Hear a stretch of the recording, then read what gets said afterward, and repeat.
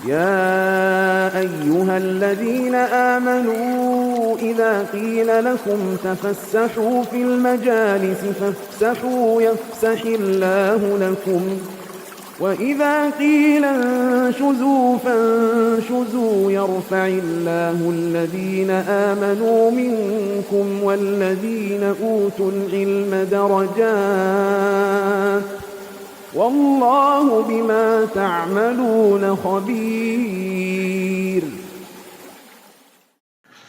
Bismillahirrahmanirrahim. Assalamualaikum warahmatullahi wabarakatuh. Alhamdulillahilladzi hadana li hadza wa ma kunna linahtadiya laula an hadana Allah. Laqad ja'at rasul rabbina bil haqq wa nudu an tilkumul jannatu uristumuha bima kuntum ta'malun. Allahumma salli wa sallim wa barik ala nabiyyina al-Mustafa sallallahu alaihi wasallam wa ala alihi wa ashabihi wa man tabi'ahum bi ihsanin ila yaumiddin, amma ba'd. Jamaah yang dirahmati oleh Allah Subhanahu wa taala, alhamdulillah ya, kembali kita bersyukur kepada Allah Subhanahu wa taala masih ya diberikan kesempatan ya, hidayah, taufik, sehingga sampai ya detik ini kita masih berada di atas ya agama Allah Subhanahu wa taala dan sunnah Rasulullah sallallahu alaihi wasallam. Ya. Melanjutkan ya majelis yang ketiga dari membaca kitab ya Qawaid fi Tazkiyat An-Nufus ya, yang dikarang oleh Syekh Abdul Razak Al-Badr hafizahullahu taala. Kaidah-kaidah ya tentang tazkiyatun nufus ya, bagaimana kita mensucikan jiwa kita agar menjadi jiwa-jiwa yang bersih, jiwa yang beriman kepada Allah Subhanahu wa taala. Di pertemuan yang sebelumnya kita sudah membahas beberapa kaidah. Kaidah yang pertama adalah tauhid ya, mungkin kita review sedikit ya ingatan kita. Ya, kaidah yang pertama adalah bahwa tauhid itu adalah pondasi ya, pondasi yang sangat penting bagi kita ya untuk bisa mensucikan jiwa. Ya, tauhid dengan ya segala atau semua bab-bab yang terkandung di dalamnya, dari mulai rububiyah, uluhiyah, asma wa sifat, kemudian tentang takdir, iman bil qadar ya, dan semua hal yang berkaitan dengan tauhid. Tentu saja bukan hanya teori pemahaman, bukan hanya kita mengerti, tapi juga mengamalkan tauhid itu sendiri ya, tapi bagaimana kita menjalankan tauhid yang kita fahami dalam setiap kehidupan kita, dalam setiap langkah kita, dalam setiap ya tingkah laku kita. Ya, tentu pemahaman dan amalan sesuatu yang berbeda. Ya, pemahaman mungkin kita bisa dapat dari kajian-kajian, dari baca buku. Dan pengamalan dari itu semua adalah setelah kita memahaminya, kita ya praktekkan dalam setiap kehidupan kita. Itulah pondasi ya. Bagaimana mungkin seorang mukmin ya bisa membangun bangunan jiwanya yang kokoh, tapi dia sendiri tidak punya tauhid yang kokoh, tidak punya keimanan yang kokoh kepada Allah Subhanahu wa taala. Karena nanti kaidah-kaidah yang lain itu dibangun di atas tauhid. Ya, kaidah yang kedua misalnya jamaah sekalian, yaitu bahwa doa ya merupakan kunci dari segala kebaikan. Tanpa adanya tauhid ya, seorang mukmin ya, orang tidak akan berdoa kepada Allah, atau dia berdoa tapi keyakinannya mungkin tidak sekuat orang yang memiliki tauhid yang baik. Karena doa yang akan dijawab oleh Allah Subhanahu wa taala adalah doa yang disertai dengan keyakinan, disertai dengan harapan. Ya, bukan hanya sekedar ucapan lisan atau seakan-akan mengatakan sebagaimana yang dilarang oleh Rasulullah SAW, Allahumma ighfirli in syi'ta. Ya Allah, ampuni kalau kau berkehendak, kalau enggak ya enggak apa-apa ya. Tentu tidak seperti itu. Ya, berdoa kepada Allah disertai dengan harapan yang kuat, ya, keyakinan yang kokoh, bertepatan dengan waktu, ya, waktu-waktu mustajab, tidak tergesa-gesa, ya, Bagaimana sabda Rasulullah SAW, yustajabu li ahdikum ma lam ya'jal. Yaqulu da'autu falam yustajab li. Doa setiap dari kita akan dijawab oleh Allah sekalian, jamaah sekalian, kalau tidak tergesa-gesa, tidak terburu-buru. Maksudnya apa terburu-buru? Ya, dengan mengatakan aku udah berdoa, tapi lam yustajab li, tapi tidak pernah dijawab. Sehingga pada akhirnya membuat dia putus asa dan berhenti dari berdoa.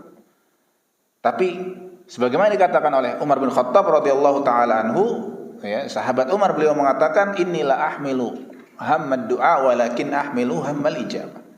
Yang aku pikirkan, kata beliau, ya, bukan soal jawaban dari doa-doaku, tapi bagaimana mungkin, tapi yang aku pikirkan adalah bagaimana caranya bisa terus berdoa kepada Allah Subhanahu wa taala. Karena barang siapa yang berdoa, kata beliau, itu jawaban dari Allah sudah dijamin oleh Allah Subhanahu wa taala.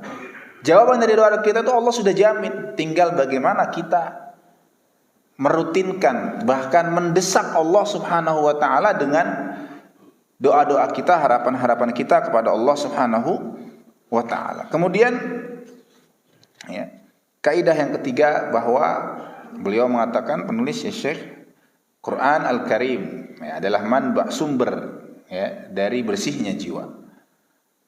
Tentu Quran, membaca Al-Quran bukan hanya membaca dengan lisan, tapi memahami dan mentadaburi maknanya. Itulah yang disebut oleh Allah Subhanahu wa taala, alladzina yatlunahu haqqa tilawatih.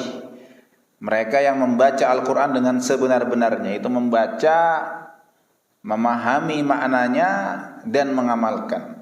Sebagaimana para salaf, sahabat Rasulullah, para tabi'in, Quran mereka berkah.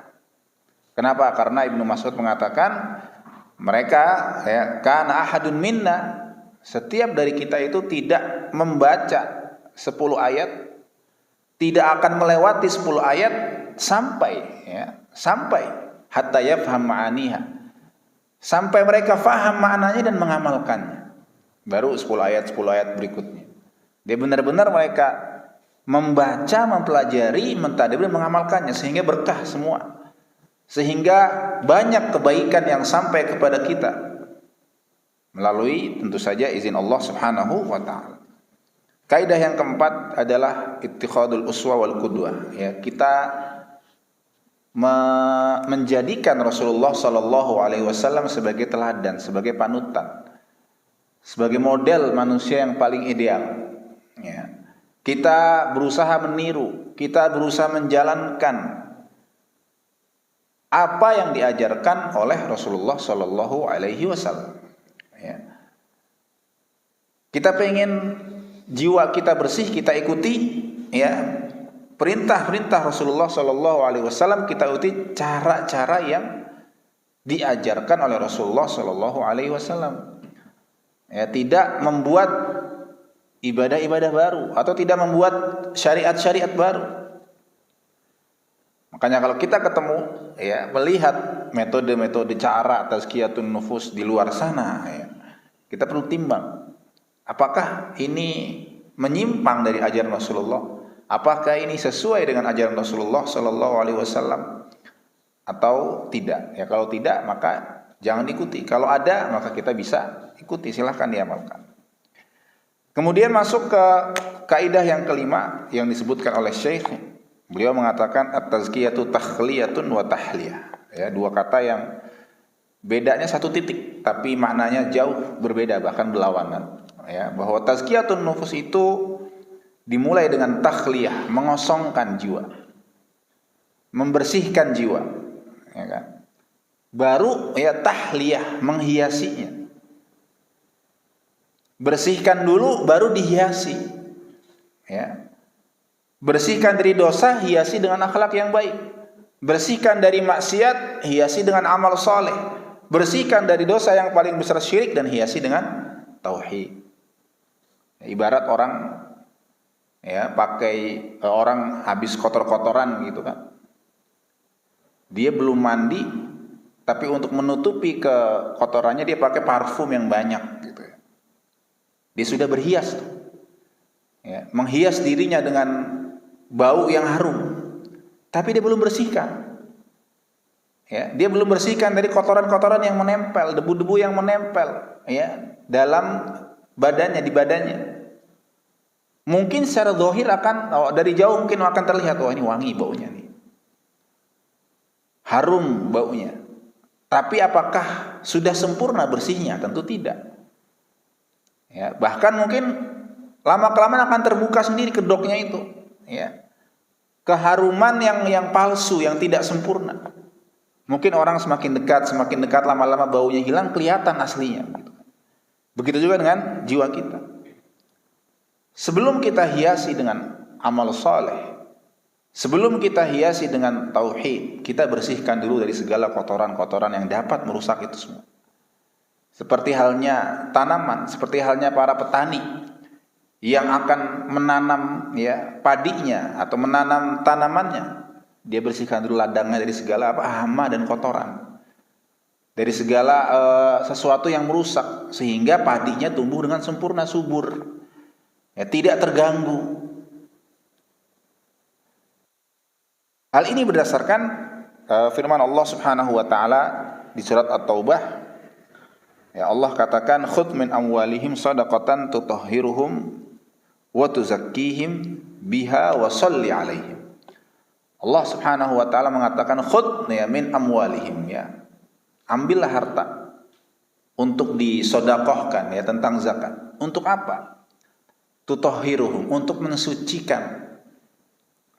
Ya, mensucikan dari sifat bakhil, ya, sifat pelit, mensucikan dari kotoran, mensucikan dari sifat iri dengki. Wa tuzakkihim biha, dan menumbuhkan jiwa mereka. Menumbuhkan apa? Menumbuhkan amal soleh, menumbuhkan kebaikan, menumbuhkan, ya, pahala di sisi Allah Subhanahu wa taala. Jadi Allah memulai ayat ini mendahulukan tathhir, ya, mensucikan dulu, membersihkan dulu, baru dihiasi, ditumbuhkan jiwa. Ya.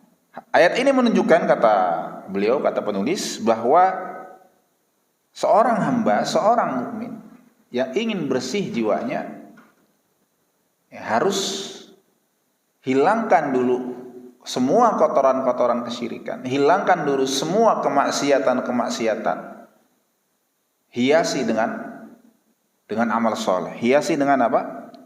Kebaikan. Maka falabud, ya, barang wajib itu dilakukan.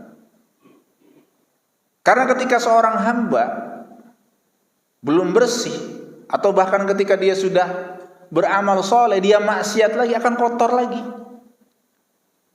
Sudah pakai baju bersih, ya, lalu kotor-kotoran lagi, kotor lagi, hingga dia harus butuh bersih lagi, gitu terus. Rasulullah SAW mengatakan, jemaah sekalian, ya, dalam sebuah hadisnya, innal abda, ya, sesungguhnya seorang hamba itu idza akhta'a khati'ah, ketika berbuat kesalahan, ya, berbuat dosa, berbuat maksiat, nukitat fi qalbihi nuktatun sauda, maka Allah akan berikan satu titik hitam dalam hatinya, tanda bahwa dia sudah bermaksiat, tanda dia sudah melakukan kemaksiatan. Fa idza huwa naza'a wastaghfara wa taba suqila qalbuhu, ketika dia bertaubat, ketika dia istighfar, ya, inilah yang selalu diperintahkan oleh Rasulullah SAW untuk kita baca doanya. Allahumma innaka afuun tuhibbul afwa fa'fu an. Al-afu, ya, al-afu itu artinya pengampunan dan dihapuskan dosa dari catatan amal, ya, catatan amal kita. Jadi afu itu lebih sempurna dari maghfirah. Maghfirah itu Allah ampuni, tapi catatan amal keburukan itu masih ada. Sementara afu benar-benar dihapus, bersih dari semua, ya, catatan-catatan keburukan. Nah, mereka yang istighfar, mereka yang mengharap ampunan Allah Subhanahu wa taala, hatinya bersih lagi. Hitamnya itu hilang. Wa in ada, kalau dia kembali lagi berbuat dosa, berbuat maksiat, zida fiha, maka hitam-hitam itu akan Allah kembalikan lagi. Allah akan tambahkan terus. Semakin banyak hitamnya, semakin tertutup hatinya dari hidayah, dari taufik. Akan semakin menghitam. Ya, itulah yang disebut noda yang Allah katakan dalam surah Al-Mutaffifin, kalla bal rana ala qulubihim ma kanu yaksibun. Ya, maksiat yang mereka lakukan, maksiat yang dilakukan oleh seorang hamba, jamaah sekalian, akan menjadi noda hitam di hati-hati setiap orang. Maka yaksibun, karena perbuatan mereka. Ya. Orang-orang yang berusaha menghapuskan dari dosa, berjihad ya, melawan hawa nafsu dia, berjihad ya, melawan godaan-godaan syaitan. Mereka-mereka yang akan dibantu oleh Allah Subhanahu wa taala. Sebagaimana Allah katakan dalam surah Al-Ankabut ayat ke-69, walladzina jahadu fina lanahdiyannahum subulana wa innallaha lama'al muhsinin. Orang-orang yang bermujahadah, ya, orang-orang yang bersungguh-sungguh, orang-orang yang berusaha, ya, orang-orang yang mendekat taqarrub kepada Allah Subhanahu wa taala, merekalah yang kata Allah lanahdiyannahum subulana, akan ya kami berikan petunjuk, akan kami arahkan kepada jalannya Allah Subhanahu wa taala. Wa innallaha, dan Allah akan selalu bersama orang-orang yang muhsin, orang-orang yang berusaha berbuat kebaikan, ya. Maka tazkiyah itu lebih, ya, tazkiyah maknanya dari kata kemarin apa? Zakka, tumbuh dan berkembang. Ya. Jadi meskipun dia maknanya tumbuh dan berkembang, ziyadatul barakah. Ya, kata Syekh Ibnu Taimiyah, fal at-tazkiyatu wa in kana asluhan nama wal barakah. Tazkiyah an-nafs itu artinya menumbuhkan kebaikan, ya. Maka kebaikan itu akan tumbuh, fa innaha tahsulu bi izalati syarr. Akan semakin sempurna dengan memulainya dengan apa? Menghilangkan keburukan. Menghilangkan segala kotoran-kotoran, menghilangkan segala kemaksiatan-kemaksiatan. Wa bihadza yahsulut tazakki, ya sorot tazakki yajma'u hadza wa hadza. Itulah nanti menjadi tazkiyatun nufus yang sempurna. Ketika dua hal disatukan, tahliyah, membersihkan dari kotoran, disempurnakan dengan menghiasi dengan amal soleh. Ya. Syekh As-Sa'di juga mengatakan ketika beliau menafsirkan balillahu yuzakki may yasha ay al-iman wal amalus salih bit takhalli 'anil akhlaqir radhilah wat tahalli bis sifatil jamilah. Ya, tazkiyatun nufus akan terjadi ketika seorang hamba membersihkan diri dari segala kehinaan. Ya, membersihkan diri dari akhlak-akhlak yang tidak baik dan menghiasi diri dengan sifat-sifat yang baik, ya. Sifat-sifat yang jamil, sifat-sifat yang dipuji oleh Allah Subhanahu wa taala. Jadi akan bersih jiwanya ketika dia bersihkan dan dia hias. Ya, ibarat pakaian tadi kan. Bersihkan dulu baru dihiasi. Bersihkan dulu, cuci dulu baru dikasih wangian parfum. Kalau kotor lagi bagaimana? Cuci lagi. Itulah ada perintah bertaubat kepada Allah Subhanahu wa taala. Perintah untuk bertaubat. Ya, wa tubu ilallahi jami'an ayyuhal mu'minun, bertaubatlah kepada Allah Subhanahu wa taala. Innallaha yaghfirudz dzunuba jami'a. Allah akan menghapuskan segala dosa ketika seorang hamba bertaubat, bahkan syirik sekalipun. Ketika sudah bertaubat dengan sungguh-sungguh, taubatan nasuha, maka dosanya akan diampuni oleh Allah Subhanahu wa taala. Dosanya akan diampuni, dosa yang terbesar. Ya. Ketika seorang hamba benar-benar bertaubat sungguh-sungguh, ya, semuanya akan dihapuskan oleh Allah Subhanahu wa taala. Ya. Jadi berjalan bersamaan. Ketika sudah bersih, dihiasi. Ternyata dia berbuat dosa lagi, bersihkan lagi.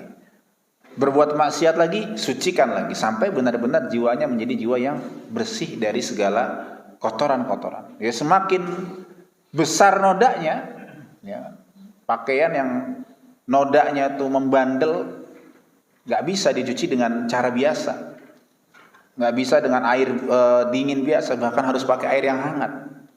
Sama, semakin besar noda dalam diri kita, noda syirikan yang paling besar, maka kita butuh taubat yang semakin banyak, kita butuh taubat yang semakin besar juga agar dosa kita diampuni oleh Allah Subhanahu wa ta'ala. Itulah kaidah yang kelima.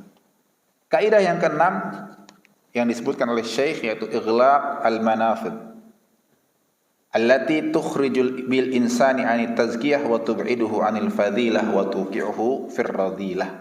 Itu menutup segala pintu, menutup segala wasilah yang dapat membawa manusia kepada keburukan, menjauhkan dari tazkiyatun nufus, menjauhkan dari keutamaan.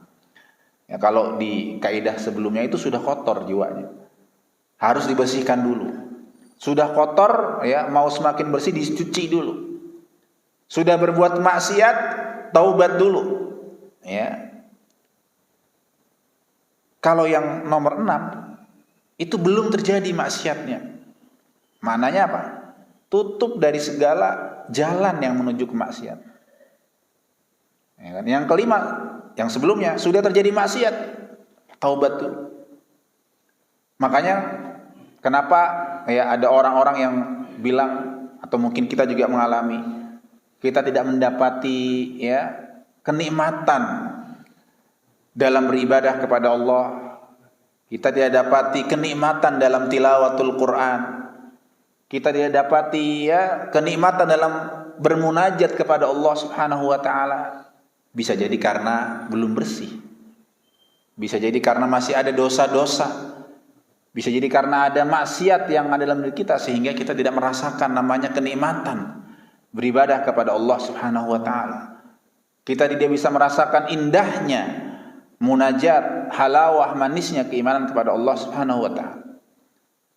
Ibarat makanan-makanan enak gitu kan, yang kita makan waktu masa-masa Covid itu yang katanya hilang kan, penciuman kita hilang, indera perasa kita nggak bisa merasakan apa, atau saat sariawan, makanan seenak apapun kan tidak akan nikmat. Yang biasanya kita bisa nikmati, yang biasanya kita setelah makan itu puas, nikmat, kita nggak bisa nikmatin itu karena masih ada penyakit yang menghalangi itu. Makanya harus dibersihkan dulu, disembuhkan dulu, sariawannya dihilangkan dulu, baru kita setelah itu akan merasakan kembali nikmatnya makan. Makanan yang tadinya nikmat, kita bisa rasakan kembali. Itulah fungsi kita bertaubat, fungsi kita membersihkan membersihkan dosa, agar kita bisa merasakan nikmatnya ibadah kepada Allah Subhanahu wa ta'ala. Di sini kaidah yang ke-6 yaitu menutup segala pintu kepada keburukan. Makanya Allah katakan dalam Al-Qur'an, wala taqrabuz zina. Jangan dekati zina. Bukan Allah tidak mengatakan jangan lakukan, tapi jangan dekati. Dekat-dekat aja nggak boleh, apalagi melakukannya. Ini yang disebut dalam kaidah, dalam usul fiqh disebut kaidah sadduz dzara'i, yaitu menutup segala pintu, segala wasilah yang dapat membawa kepada keburukan. Karena mencegah itu lebih mudah daripada ketika kita sudah masuk, kemudian pengen mencabut dari maksiat itu lebih sulit. Mencegah itu lebih mudah. Rasulullah Shallallahu Alaihi Wasallam memberi sebuah permisalan, kata beliau. Beliau menyebutkan dalam sebuah hadis, daraballahu mathalan siratan mustaqiman. Rasul Shallallahu Alaihi Wasallam agar memudahkan kita memahami hal ini, memberikan sebuah permisalan. Inilah cara yang dilakukan oleh Rasulullah SAW agar sahabat-sahabatnya faham. Bahkan tidak jarang Rasul langsung gambarkan. Sirat itu ibarat jalan yang lurus. Kemudian apa? Ala jambatai sirat suran. Di kiri kanan jalan yang lurus tadi ada pagar-pagar. Fihima abwabun mufattahah, dan setiap pagar itu ada pintunya. Wa 'alal abwabi suturun murkha. dan pintu itu tertutup dengan sitar, dengan penghalang. Wa 'ala babis sirat da'in yaqulu ya ayyuhan nas udkhulus sirata jami'an. Ya, di ujung sirat, di ujung jalan yang lurus ini ada yang menyeru, wahai manusia, masuklah ke jalan yang lurus ini. Jalanlah di jalan yang lurus ini. Wa da'in yad'u min fawqi wa la tata'arud. Jangan menyimpang kiri kanan. Jangan belok-belok. Ikuti jalan yang lurus. Ya. Dan ada juga di atasnya sirat, da'in yad'u fawqas sirat. Ada yang selalu ya mencegah kita ketika arada an yaftah syai'an min tilkal abwab qaila waihak la taftahu fa innaka in taftahu talij. Setiap orang yang akan berjalan di sirat ini akan tergoda kiri kanan, pengen buka ini apa di balik sitar ini apa, di balik penghalang ini apa, pintu kemana gitu. Tapi setiap mau buka pintu itu ada yang menyeru, waihak, awas jangan dibuka itu, bahaya. Kalau kau buka katanya, pasti akan masuk dan gak akan kembali atau sulit kembali. Apa maknanya? Sirat, kata beliau, jalan yang lurus itu ibarat adalah Islam. Jalan yang lurus adalah syariat, ya. Jalan yang lurus adalah agama Allah Subhanahu wa taala dan sunnah Rasulullah sallallahu alaihi wasallam. Wa hudud wasurani hududullah. Dan pagar-pagar yang di kiri kanan itu adalah syariat-syariat Allah. Ya. Yang dibuat agar apa? Agar manusia ini teratur jalannya.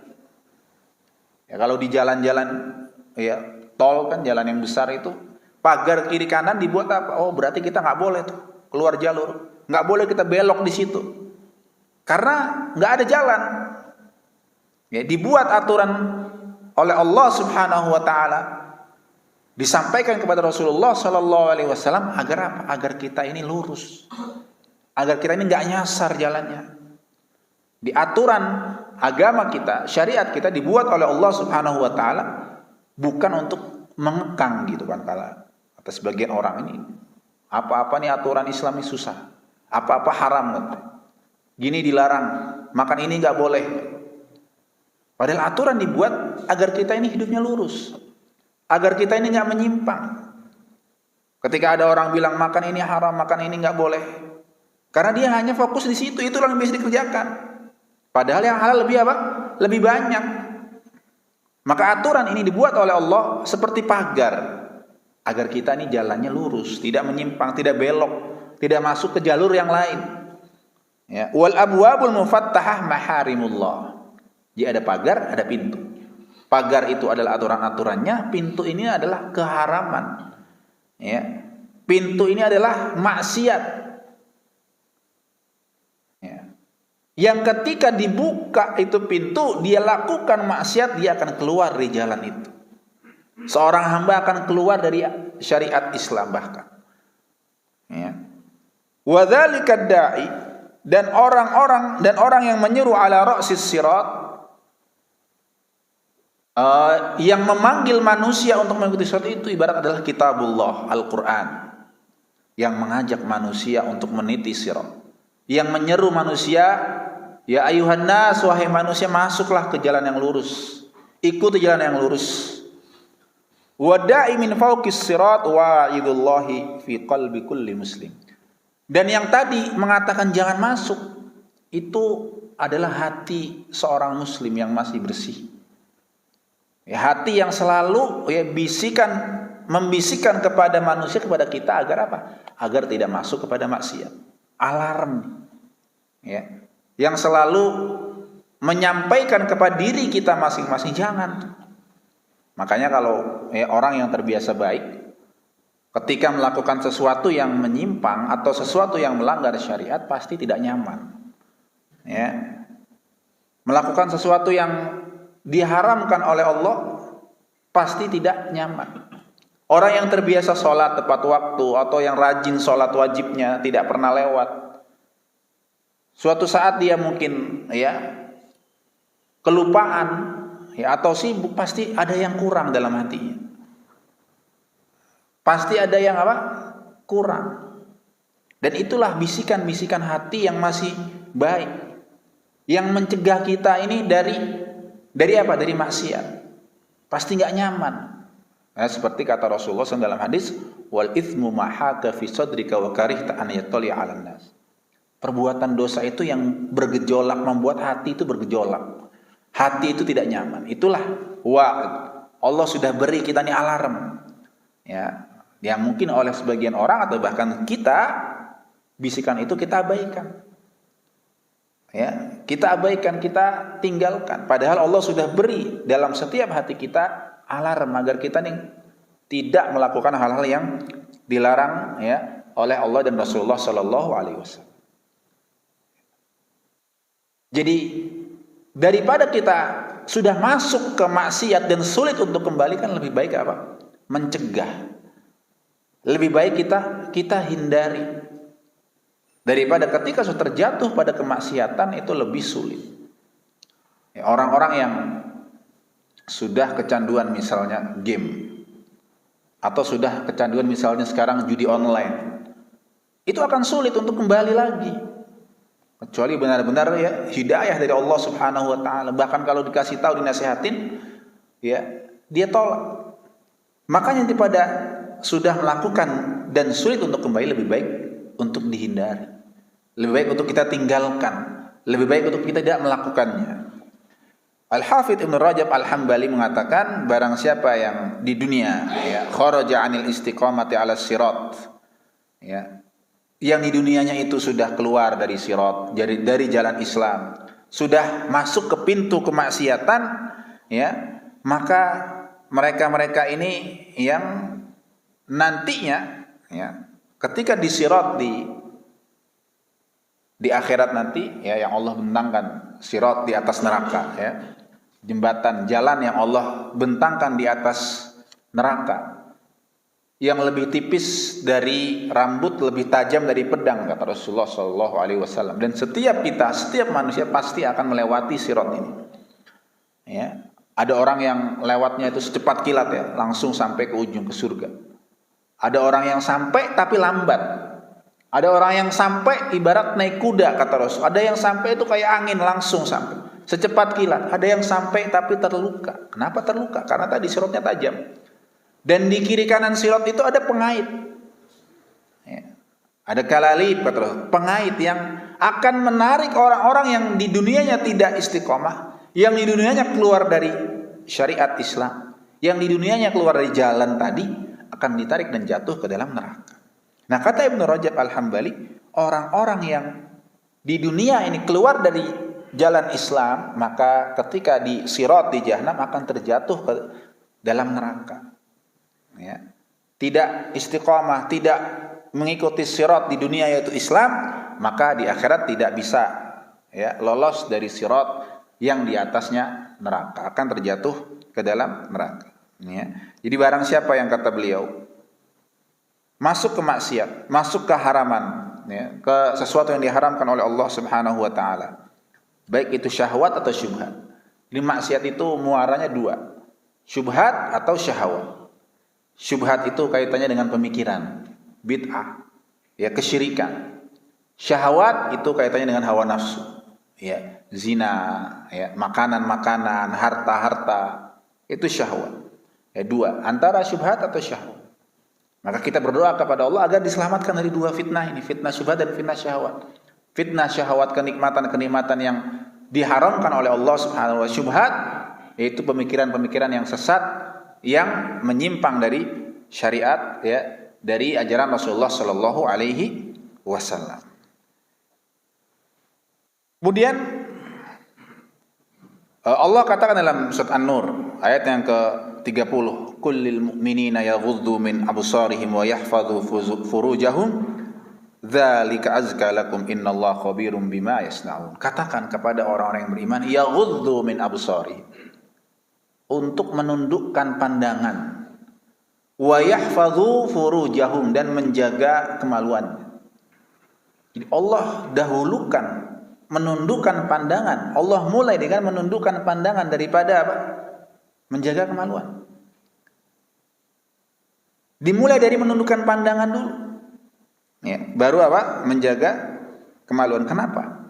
Yang Allah dahulukan adalah menundukkan pandangan.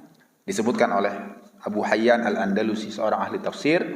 Beliau mengatakan quddima ghaddul basari ala hifdzil farj li'anna an-nadhar bariduz zina. Allah Subhanahu wa taala dahulukan menjaga pandangan karena pandangan itu adalah bariduz zina, wasilah, perantara kepada perbuatan zina. Zina itu dimulai dari pandangan dulu. Ya. Pandangan, kemudian dilanjutkan dengan mungkin menyapa, pertemuan, ya, kalam, bicara, ya, lalu pertemuan, dan akhirnya terjadilah perbuatan zina. Maka untuk menghindari itu, untuk mengamalkan la taqrabuz zina, ya, dimulai dari menjaga pandangan. Ya, dimulai dari apa? Menjaga pandangan. Maka di sini Allah Subhanahu wa taala dahulukan kita perintah untuk menjaga pandangan. Dzalika azka lahum. Ya, itu yang lebih suci, yang membuat jiwa manusia itu suci. Ya, kata Abu Hayyan Al-Andalusi disebutkan bahwa nazar, penglihatan itulah barid, wasilah, perantara yang mengantarkan kepada zina, waraidul fujur, ya. Dan perbuatan dosa yang sangat besar, wal balwa, dan musibah yang sangat-sangat besar. Barang siapa yang menjaga itu, kata Syekh As-Sa'di, ya, menjaga pandangan, kemudian menjaga kemaluannya, tahura, akan suci dirinya, minal khabath, ya, akan suci, bersih dari perbuatan keji, perbuatan maksiat, akan bersih jiwanya, zakat a'malu, ya, amalannya akan berkembang, tumbuh, karena dia meninggalkan yang diharamkan oleh Allah Subhanahu wa ta'ala, meninggalkan sesuatu yang, ya, membuat jiwa itu tamak kepadanya. Faman taraka syai'an lillah, kata beliau, barang siapa yang meninggalkan sesuatu karena Allah Subhanahu wa ta'ala, awwadahullahu khairan minhu, Allah akan gantikan dengan yang lebih baik. Makanya, ya, terjadi misalnya dalam rumah tangga banyak cerita, ya, sesuatu yang menimpa, musibah, perselingkuhan dan segala macam, itu dimulai dari tidak menjaga pandangan. Tidak menjaga pandangan, baik laki-laki ataupun perempuan. Ketika Allah Subhanahu wa ta'ala, ya, memberikan kepada mereka musibah ini dan tidak menghindar darinya, maka yang terjadi adalah perbuatan yang dilarang oleh Allah Subhanahu wa ta'ala. Sebagaimana dikatakan oleh Ibnul Qayyim rahimahullahu ta'ala, bahwa maksiat paling banyak itu salah satunya terjadi karena pandangan yang berlebihan. Karena pandangan yang berlebihan. Orang yang terbiasa, ya, memandang sesuatu yang diharamkan oleh Allah Subhanahu wa ta'ala, maka ketika melihat pasangannya, dia akan bandingkan nanti pasti, ya. Dia akan bandingkan dengan yang selalu dipandangnya, sehingga dia memandang pasangannya tidak baik lagi. Pasangannya, baik suaminya atau istri, tidak sempurna lagi, banyak kekurangannya. Kenapa? Karena terbiasa memandang sesuatu yang diharamkan oleh Allah Subhanahu wa ta'ala. Kalau ia tinggalkan karena Allah Subhanahu wa ta'ala, ya, bukan karena takut kepada istrinya, bukan karena takut kepada suaminya, bukan karena takut kepada orang tua, tapi takutnya karena Allah Subhanahu wa ta'ala, maka Allah akan gantikan dengan yang lebih baik. Allah akan berikan dia kenikmatan memandang pasangannya, suaminya, istrinya, dan, ya, anak-anaknya. Tapi kalau ditinggalkan itu, tentu Allah akan uji dengan ujian yang besar. Oleh karenanya Rasulullah SAW mengatakan, min husni islamil mar'i tarkuhu ma la ya'ni. Termasuk tanda kebaikan, jamaah sekalian, kebaikan Islamnya seorang hamba itu meninggalkan sesuatu yang tidak penting. Salah satu tidak pentingnya apa? Memandang sesuatu yang bukan hak dia. Yang dikatakan oleh Ibnul Qayyim tadi, maksiat yang paling banyak terjadi, aktsarul ma'asi innama tuwalliduha min fudulil kalami wan nadhar. Maksiat paling banyak terjadi karena dua, kata beliau. Yang pertama, mengumbar pandangan yang tidak seharusnya. Yang kedua, karena bicara yang berlebihan. Ya, satu kata yang mungkin tidak seharusnya diucapkan, tapi diucapkan. Ya, kadang bisa membuat maksiat, bikin orang sakit hati, ya. membuat terjadinya permusuhan, perselisihan antara kaum muslimin, ya. Wahuma, kata beliau, dua hal ini merupakan pintu paling besar. Pintu paling apa? Besar membuat syaitan itu masuk situ. Pintu paling besar yang dapat membawa manusia kepada kemaksiatan kepada Allah Subhanahu wa taala.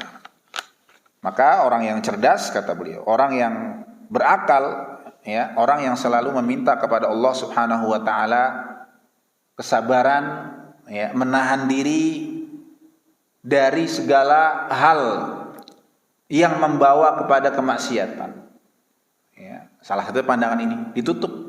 Berdoa kepada Allah agar ditutup segala pintu kepada, ya, kemaksiatan, kepada keburukan. Apalagi di zaman sekarang, kata beliau, la siyama fi zamanina alladzi waqa'at fihi fitan. Yang fitnah di zaman kita tentu semakin besar. Fitnah di zaman kita semakin besar. Ya, bahkan ala nasi ya, kawaqil matar, seperti turunnya hujan yang deras, tidak berhenti-berhenti, ya, hujannya di Bogor lagi kan. Sangat banyak maksiat. Ya, terbuka pintu syubhat, pintu syahwat. Ya, apalagi dengan teknologi-teknologi yang sampai kepada kita, handphone dan segala macamnya. Ya, yang membuat pintu untuk kemaksiatan semakin mudah. Kalau bukan karena pertolongan dari Allah Subhanahu wa taala, maka setiap dari kita tidak akan bisa bebas dan lepas, ya, dari kemaksiatan, dari keharaman. Kita lagi baca Quran, ya, mungkin Qurannya ketinggalan di handphone, tiba-tiba ada notifikasi gitu kan. Baca Qurannya nggak jadi, malah buka apa? Notif itu. Makanya, ya, kita harus benar-benar bisa mengontrol diri kita, menjaga diri kita, bersabar. Dan salah satu bentuk kesabaran adalah bersabar menahan diri, ya, dari kemaksiatan kepada Allah Subhanahu wa taala, ya. Sebagaimana disebutkan di sini oleh penulis, ya. Banyak ajhizatul hadithah, teknologi modern, gadget modern. Ya, kalau dulu mungkin TV kita harus nyalakan dulu baru bisa nonton, sekarang handphone nyala terus gitu kan. Handphone nyala terus. Tiba-tiba ada iklan, ya, 1, 2, 3 nggak berhenti-berhenti, maka kita harus benar-benar berdoa kepada Allah Subhanahu wa taala, ya, agar jauhkan dari hal-hal yang membawa kita kepada keburukan tersebut. Kaidah yang berikutnya, yang ketujuh, yang disebutkan oleh Syekh, itu tadzakkurul maut wa liqa'illahi azza wa jalla. Mengingat kematian, ya, mengingat kepada apa? Kematian. Allah Subhanahu wa taala berfirman dalam surat Al-Hasyr, ya ayyuhalladzina amanu taqullaha wal tanzur nafsum ma qaddamat lighad. Wahai orang-orang yang beriman, ittaqullaha wal tanzur, dan lihat apa yang sudah ia siapkan untuk hari akhir. Ya, lihat apa yang ia siapkan setelah kematian. Mengingat kematian ini bukan tujuan untuk menakut-nakuti, ya, bukan yang membuat kita takut, ya, jadi khawatir, was-was, ya, mau safar naik pesawat takut mati, mau safar naik mobil takut mati, was-was akhirnya. Tapi mengingat kematian yang dimaksud adalah mengingat yang membuat kita bersiap untuk menyiapkan, ya, menyiapkan apa? Menyiapkan hisab, menyiapkan, ya, apa yang akan kita jawab di hadapan Allah Subhanahu wa taala nanti. Menyiapkan amal apa yang akan kita bawa di hadapan Allah Subhanahu wa taala. Rasulullah sallallahu alaihi wasallam mengatakan, "Aktsiru min dzikri hadzimil ladzat." Ya. Perbanyaklah mengingat kematian, ya. Kematian ini yang di sini disebutkan oleh Rasulullah hadzimul ladzat, yang menghancurkan kelezatan. Kenikmatan dunia akan hancur, tidak terasa, bahkan tidak bisa lagi kita nikmati dunia kalau sudah meninggal. Ya, orang-orang yang sadar akan hal itu, orang-orang yang cerdas, kata Rasulullah SAW, al-kayyisu, kata Rasulullah, man dana nafsahu wa amila lima ba'dal maut. Orang yang cerdas itu yang mendekatkan dirinya kepada Allah dan amila lima ba'dal maut, dan beramal untuk sesuatu, ya, yang terjadi setelah kematian. Ya, inilah yang disebut orang yang cerdas oleh Rasulullah sallallahu alaihi wasallam. Maut, kematian yang membatasi, ya, menghalangi kita dari, ya, dari kenikmatan dunia. Orang yang tidak mengingat kematian akan apa? Akan membayangkan bahwa hidupnya akan selamanya. Dia kerja, ya, dia berusaha, bahkan semua, ya, larangan-larangan diterabas, dilewatin. Kenapa? Karena dia nggak sadar bahwa semua yang dia usahakan itu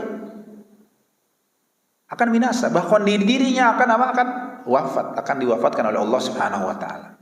Orang-orang yang kaya, orang-orang yang punya rumah banyak, orang-orang yang punya harta tidak terhingga, ketika sudah meninggal tidak bisa dinikmati hartanya. Lalu buat siapa dia kerja sesungguhnya? Buat siapa dia kumpulkan harta sesungguhnya itu? Ya. Begitu dia meninggal, tabungan yang miliaran, rumah yang banyak, yang nikmati orang lain. Dikubur sudah nggak bisa nikmati lagi. Maka itulah kita diperintahkan oleh Rasulullah Shallallahu Alaihi Wasallam oleh Allah Subhanahu Wa Taala, ya, untuk selalu mengingat kematian, sehingga kita selalu bersiap dengan apa? Bertaubat setiap saat. Karena ketika orang yang nafasnya sudah di tenggorokan, taubatnya tidak akan diterima oleh Allah Subhanahu wa taala. Sebagaimana firman Allah dalam surat An-Nisa, "Wa laysatit taubatu lil ladzina ya'maluna as-sayyi'at hatta idza hadara ahaduhumul maut qala inni tubtul an." Taubat tidak akan diterima oleh Allah Subhanahu wa taala bagi orang-orang yang mengerjakan keburukan, ya, sampai datang kepada kematian dan mengatakan inni tubtul an, ya. Ini kebetulan aku bertaubat sekarang. Padahal jiwanya kematian sudah di depan mata, di tenggorokan, nafasnya tidak akan diterima oleh Allah Subhanahu wa taala. Orang yang sadar, ya, bahwa kematian itu akan mengejar kita di mana saja. Qul innal mautal ladzi tafirruna minhu fa innahu mulaqikum, kata Allah dalam surat Al-Jumu'ah. Bahwa kematian yang akan datang ini pasti.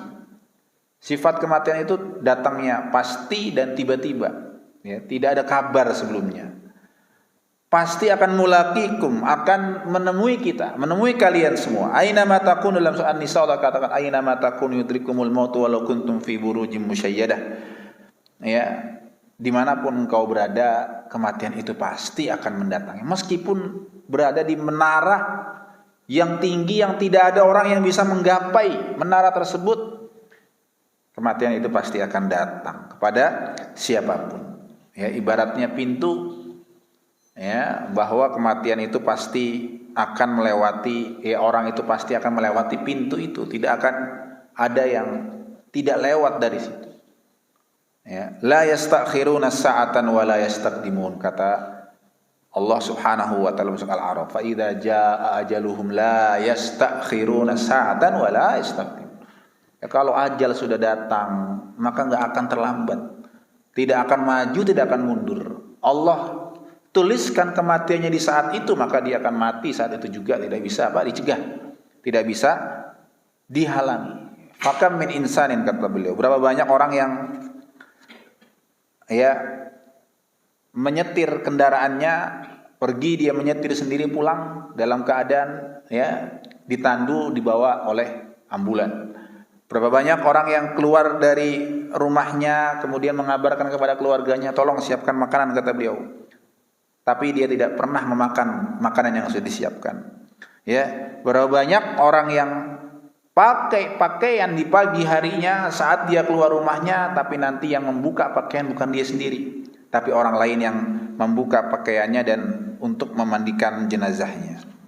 Maka Sa'id bin Jubair rahimahullahu taala, seorang tabi'in, mengatakan, "Lau faraqa dzikrul mauti qalbi khasyitu an yafsuda alayya qalbi." Seandainya hatiku ini, ya, kata beliau, tidak mengingat kematian, maka pasti akan rusak. Pasti apa? Akan rusak. Karena akan terpaut dengan dunia, akan merasa hidup akan selamanya, mengumpulkan harta dunia dan tidak ingat kepada Allah Subhanahu wa taala. Dan inilah, ya, kaidah yang sangat penting ketika kita ingin mensucikan diri kita. Ketika kita ingat kematian datang tiba-tiba, kapanpun, tanpa ada permisi, tanpa ada sapaan kepada kita, maka kita akan selalu bertaubat kepada Allah Subhanahu wa taala. Setiap saat, setiap waktu kita istighfar kepada Allah Subhanahu wa taala, ya, kita mohon kepada Allah Subhanahu wa taala. Imam Sufyan ibn Uyainah rahimahullahu taala mencontohkan, ya, bagaimana para salaf dalam mengoreksi dan mengontrol dirinya. Beliau menceritakan dari Ibrahim At-Taimi, "Mathaltu nafsi fil jannah, aqulu thimaraha wa ashrabu min anhariha wa u'aniku abkaraha." Setiap saat aku melihat diriku, kata beliau, memisalkan, yang memperkirakan diriku ini di surga. Di surga apa yang dia lakukan? Aku makan dari buah-buah yang di surga, kemudian minum dari sungai-sungai yang di surga, ya, dari berbagai macam sungai, ada madu, ada khamr, ada susu yang ada di surga, ya, dan bertemu dengan bidadari-bidadari surga. Kemudian aku juga memisalkan diriku, kata beliau, mathaltu nafsi finnar. Aku juga memperkirakan ketika diriku di neraka. Apa yang terjadi? Aku min zakumiha wa ashrabu min sadidiha. Akan minum dari nanah-nanah yang ada di neraka. Minum dari api yang di neraka, gitu kan. Akan diikat oleh rantai-rantai di neraka. Maka aku mengatakan kepada diriku, kata beliau, faqultu li nafsi, ay nafsi, ay syai'in turidin. Kamu pilih yang mana? Wahai diri, wahai jiwa, mana yang kau pilih? Yang di surga, yang makan dengan buah-buahan surga, atau yang di neraka?